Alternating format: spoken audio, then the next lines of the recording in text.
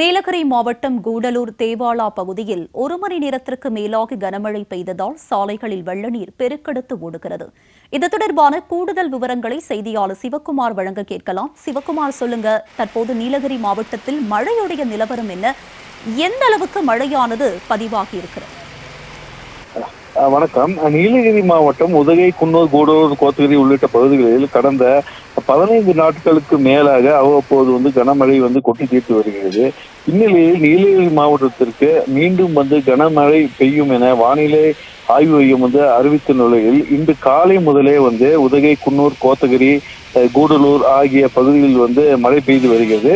இந்த கனமழையின் காரணமாக ஆங்காங்கே சாலைகளில் ஓரத்தில் உள்ள மரங்கள் விழுந்து அதை அப்புறப்படுத்தும் பணிகள் தீயணைப்பு துறையினர் மற்றும் தமிழ்நாடு மாநில பேரிடர் மீட்பு குழுவினரும் அந்த பணிகளை மேற்கொண்டு வருகின்றனர்.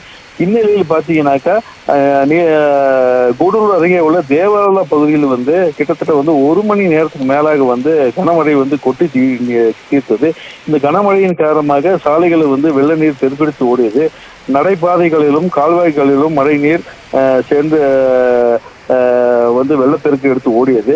இந்த கனமழையின் காரணமாக கிட்டத்தட்ட நீலகிரி மாவட்டம் முழுவதும் பார்த்தீங்கன்னாக்கா கடும் குளிர் நிலவுகிறது. இதன் காரணமாக பொதுமக்கள் நடமாட்டம் குறைந்து அனைத்து பகுதிகளும் வெறிச்சோடு காணப்படுகிறது.